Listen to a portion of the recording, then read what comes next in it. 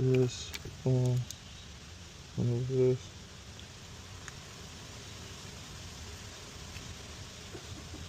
Generate a regular remote. So, like that, take this out, plug this in to the motherboard, plug this in. So with that, well, it don't matter because that's two different things like you're saying.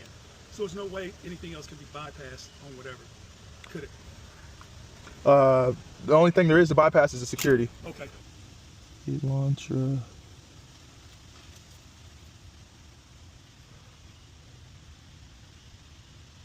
'7 to 2012, so it looks like wire right here.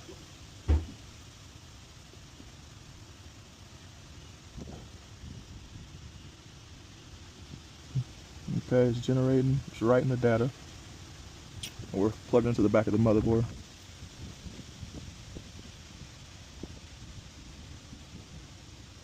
Burn successful, complete.